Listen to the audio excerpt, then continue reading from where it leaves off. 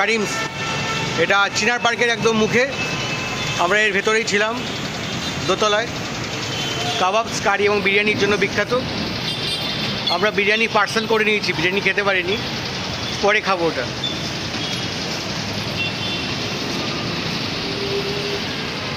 এই যে পার্সেল নিয়ে দাঁড়িয়েছে।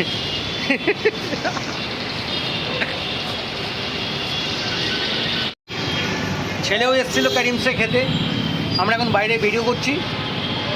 তো হ্যালো, হাই, হাত মেরে দাও তো বাবা, ওর মুখ দিয়ে লোল পড়ছে। নমস্কার, আমি সঞ্জীব, আপনারা দেখছেন Sanjib with live YouTube channel.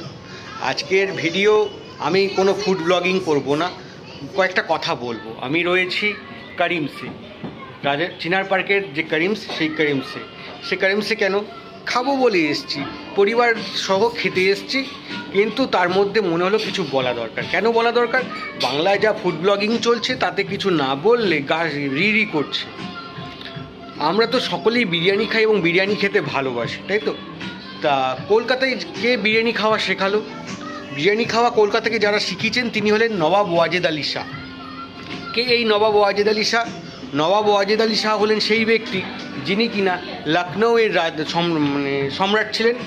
ইংরেজদের কাছে পরাজয় লাভ করার পর তাকে নির্বাসনে পাঠানো হয়েছিল। সেই নির্বাসনে এসে তিনি কলকাতাতে তার থাকার জায়গা হয়েছিল, মানে কলকাতাতে তাকে নির্বাসন দেওয়া হয়েছিল। সেই মতো তিনি কলকাতাকে নিজের আপন করে নিয়েছিলেন এবং কলকাতাকেই, মানে নির্বাসন স্থলকেই তিনি করেছিলেন তার নবাবিকানার ক্ষেত্র। এই নবাব ওয়াজেদ আলী শাহ নিয়ে একটা ভিডিও আমার চ্যানেলে আছে, আপনারা দেখবেন। আর এই নবাব ওয়াজেদ আলী শাহ কিন্তু কলকাতার মানুষকে বিরিয়ানি খাওয়া শেখানো হচ্ছে। এখন এত ফুড ব্লগার দেখি, কেউ কখনো নবাব ওয়াজেদ আলী শাহর কথা বলে না, কেউ ভালো বিরিয়ানি খেয়ে বিরিয়ানির কোনো প্রশংসা তো করেই না। নির্দিষ্ট কয়েকটা দোকানকে নিয়ে তাদের যত আবেগ, কিন্তু তাদের ভিউয়ার্স আছে, দর্শক আছে, লাইক করে, সাবস্ক্রাইব করে, আমরা তার জন্য তাকে দেখি, আমিও দেখি। কিন্তু বিরিয়ানি নিয়ে কথা বলতে গেলে নবাব ওয়াজেদ আলী শাহর কথা কিন্তু আসবেই। সে নবাব ওয়াজেদ আলী শাহ, কারিমস, আরও অনেক বিরিয়ানি কোম্পানি রয়েছে। বিরিয়ানি খাবো আমরা, এই নিয়ে কথা হবে। দেখতে থাকুন ভিডিও। আমরা কারিমস আজকে কী কী খাচ্ছি।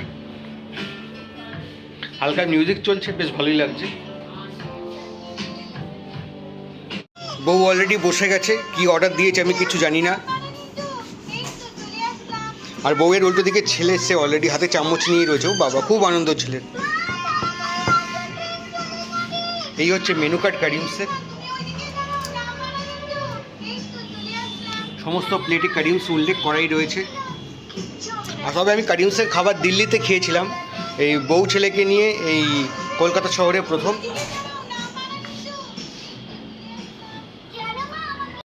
বউ কি অর্ডার দিচ্ছে একটু দেখে নিই।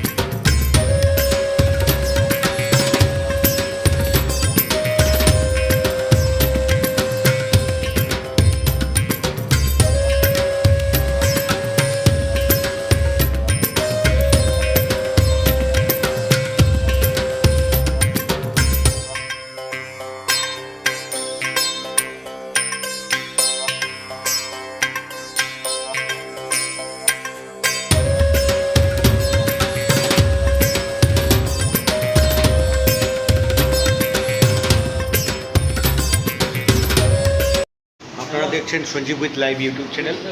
আমি করিমসে ছিলাম, খাওয়া দাওয়া তো আপনাদের দেখিয়েছি, খুব ভালো। আমার মনে হয় ভদ্রস্থ ফুড ব্লগিং হওয়া ভালো।